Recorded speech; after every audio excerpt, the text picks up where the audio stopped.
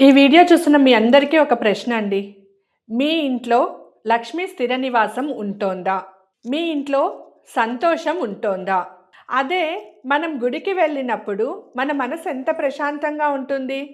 ఎంత సంతోషంగా ఉంటుంది? మరి మీ ఇంట్లో ఎందుకు సంతోషం లేదు? ఎందుకు సంతోషాన్ని తెచ్చుకోవాలని ఆలోచిస్తున్నారే కానీ దాన్ని తెచ్చుకునే పద్ధతులు ఎందుకు తెలుసుకోలేకపోతున్నారు? అని ప్రశ్న ఉంటే ఈ వీడియో మీకోసమే అండి.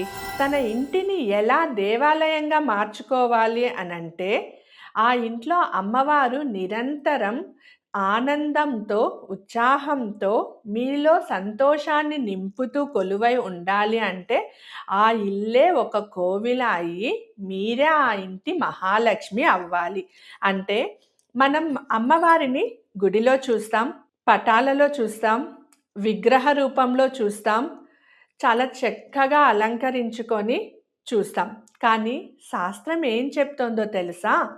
ఏ ఇంట్లో అయితే స్త్రీ గౌరవించబడుతుందో, ఏ ఇల్లు అయితే శుభ్రంగా, ప్రశాంతంగా ఉంటుందో, ఆ ఇంట్లో అమ్మవారు నిరంతరం కొలువై ఉంటుంది.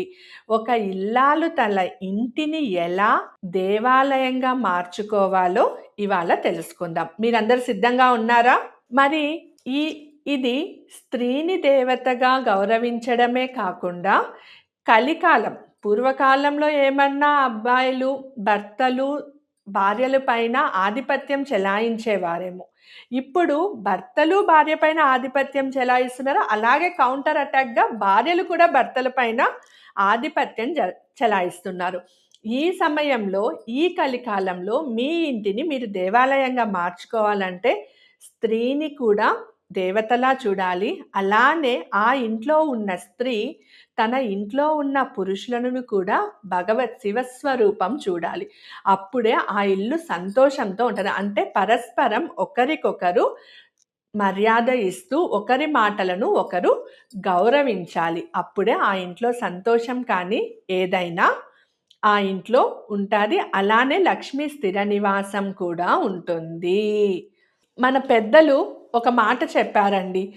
ఇంటి ఇల్లాలు సంతోషంగా ఉంటే ఆ ఇల్లు స్వర్గం అవుతుంది. ఇల్లాలే ఇంటిని చక్కబెట్టగలదు. ఒక్కసారి మీరందరూ ఆలోచించండి. ఒక ఇంట్లోకి వెళ్ళినప్పుడు మనకు ప్రశాంతంగా అనిపిస్తే అది కేవలం ఆ ఇంటికి ఉన్న 4 గోడల వల్ల కాదు. అక్కడ ఉన్న ఆడబిడ్డ మనసు సంతోషంగా ఉండడం, కోడలి మనసు సంతోషంగా ఉండడం వలన ఆ ఇల్లు ప్రశాంతంగా ఉంది. సంతోషం వెదజల్లుతోంది. లక్ష్మి స్థిర నివాసం ఉంది. అంతేకాని ఆ ఇంట్లో గోడలకి రంగుల వలన, గోడలలో ఉన్న ఆర్భాటాల వలన సంతోషంగా ఉండదు. ఒక ఇల్లు పెద్దది కావచ్చు, పెద్ద ఫ్యామిలీ కావచ్చు, కానీ అక్కడ ఎప్పుడు గొడవలు జరుగుతూనే ఉంటుంది. మనసుకు అస్సలు ప్రశాంతత ఉండదు. అదే అదే విషయం ఒక చిన్నదైన ఇల్లు, పూరి గుడిసెలో కూడా భార్య, భర్త అన్యోన్యంగా ఒకరి మాటకు ఒకరు సంతోషంగా అర్థం చేసుకుంటూ, ఒకరి భావనను ఒకరు ఆదరిస్తూ ఉంటే ఆ ఇంట్లో సంతోషం కాక ఇంకేముంటాదండి? ఇంట్లో ఉన్న ప్రతి అణువు అణువులోనూ, అడుగు అడుగులోనూ సంతోషం, ప్రేమ అన్నది కొలువైంటది. అదే నిజమైన లక్ష్మీ స్థానం. అంతేకాని నా భర్త పెద్ద ఇల్లు కట్టలేదు, నగలు తెచ్చి పెట్టలేదు, నాకు ఏమీ ఇవ్వలేదు, నన్ను తీసుకొచ్చి పూరి గుడిసెలో పడేశాడు, రోజు కావాల్సిన పంచభక్ష పరమాణాలు పెట్టలేదు, ఇవన్నీ ఉండి మనసులో ప్రశాంతత, ఆనందం, ప్రేమ లేకపోతే మీరు సంతోషంగా ఉండగలరా? ఆ ఇంట్లో ఇన్ని నెగెటివ్ థాట్స్ పెట్టుకొనున్న స్త్రీ పురుషులు అక్కడ జీవనం సాగిస్తూ ఉంటే ఆ ఇంట్లో లక్ష్మీ నివాసం అన్నది జరుగుతుందా? ఆలోచించండి ఒకసారి. ఇంటి ఇల్లాలే సాక్షాత్తు గృహలక్ష్మి. అమ్మవారి అనుగ్రహం మరియు మన జీవన శైలికి సంబంధించిన ఒక ఆధ్యాత్మికమైనటువంటి కాన్సెప్ట్ అండి ఇది. ఇంటి ఇల్లాలే సాక్షాత్తు గృహలక్ష్మి. అలానే చాలామందికి సూర్యోదయానికి ముందు బ్రాహ్మీ ముహూర్తంలో నిద్ర లేవండి. ఇంటికి మంచిది. ఆ సమయంలో దీపం పెట్టారంటే లలితా సహస్రనామమో లేదా భగవద్గీత లేదా మీకిష్టమొచ్చిన స్తోత్రాలు, మానసిక జపం, నామ జపం ఏదన్నా చేశారంటే చాలా శ్రేష్టమని మనం చాలా వీడియోల్లో తెలుసుకున్నాము. అవునా? సూర్యోదయానికి ముందే నిద్రలేచి, వాకిలి ఊడ్చి, ముగ్గు పెట్టడం అనేది కేవలం ఒక పని కాదండి. ఈ కాలంలో సూర్యోదయానికి ముందు లేచి వాకిలి ఊడవడం అంటే చలిగా ఉంది, మా వల్ల కాదు, రాత్రంతా పని చేసి పొద్దున లేసి ఈ పనులు చేసుకోవాలంటే చాలా కష్టంగా ఉంది, మా వల్ల కాదు అనేసి ఒక సిమెంట్ ఫ్లోర్ ఏసేసి దానిపైన పెయింట్‌తో ముగ్గు వేసేసి రోజు తెల్లారితే మనకెప్పుడు సమయం దొరికితే అప్పుడు నీళ్లు చల్లేసి వదిలేస్తున్నాం. పూర్వకాలంలో ఇలానే చేస్తున్నారా అండి? నీట్‌గా ఇంటి గుమ్మం ముందర చెత్త ఊడ్చి పేడ నీళ్ళతో అలికి తరువాత ముగ్గును పెట్టేవారు. అందులో వేసే ముగ్గులు, ఆ రేఖలు కూడా మన జీవితాన్ని మార్చేస్తుందంటే మీరు నమ్ముతారా? ఆ కళతో లక్ష్మీదేవి నిరంతరం మీ గుమ్మంలోకి అడుగు పెట్టాలి అనేసి ఎంత ఉర్రూతలూగుతూ ఉంటుందో తెలుసా అండి? ఇంటి ముందర చెత్త, చెదారంతో ఉన్న ఇంట్లోకి మీరే వెళ్ళరు. అలాంటిది లక్ష్మీదేవి అడుగు పెడుతుందనేసి ఎలా అనుకుంటారో? ఆ ఇల్లు దేవాలయంగా ఎలా మారుతుంది? చెప్పండి. సూర్యోదయానికి ముందే నిద్ర లేవడం, వాకిలి ఊడ్చి ముగ్గు పెట్టడం అన్నది కేవలం పని కాదండి. అది మనం మనస్తృప్తిగా లక్ష్మీదేవికి ఇచ్చే ఆహ్వానం. అదే ఆ తల్లికి మనము ఆహ్వానిస్తున్న సందర్భం. ముగ్గులో ఉండే బియ్యపు పిండి జీవశక్తికి చిహ్నం. ఆ గీతలు సానుకూల శక్తిని ఆకర్షిస్తాయి. అదే చెత్త అవి అనుకోండి ప్రతికూల శక్తులను ఆహ్వానిస్తాయి. ప్రతికూల శక్తులు ఇంట్లోకొచ్చి కూర్చుంటే సంతోషం ఎక్కడుంటుంది? ఆరోగ్యం ఎక్కడుంటుంది? అదే బియ్యపిండితో పెట్టే ముగ్గుతో, ఆ రేఖలతో సానుకూల శక్తులను ఆహ్వానించి మన జీవితాన్ని సంతోష నిలయంగా మారుస్తుంది. అందుకే అన్నారు బ్రహ్మ ముహూర్తం లక్ష్మీ ప్రవేశానికి సంకేతం అనేసి. రెండవ విషయం దీపారాధన. దీపారాధన అంటే ఏంటి? ఒక చిన్న గదిలో దీపం పెట్టారనుకోండి, ఆ గదంతా ఎంత వికసించిపోతూ ఉంటుంది, ఎంత కాంతులతో ఉంటుంది. అలాగే ఇంట్లో ఉదయం, సాయంత్రం దీపం వెలిగించడం వల్ల కేవలం వెలుతురు మాత్రమే కాదండి, మన మనసులో ఉన్న భయాలు, చికాకులు, కష్టాలు, ఆందోళనలు అన్నీ తొలగిపోతాయి. దీపాన్ని వెలిగించేటప్పుడు ఎందుకండి ప్రతి ఒక్కరు దీపదేవతకు నమస్కరించుకోండి అని చెప్తారు. దీపం వెలిగించేటప్పుడు ఆ కాంతిలో ఆ దేవీ శక్తులు వస్తాయి, నమస్కరించుకోండి అని మన పెద్దలు ఎందుకు చెప్తారు? దీపపు జ్యోతిలో లక్ష్మి, సరస్వతి, దుర్గాదేవిల యొక్క కలయికే దీపము.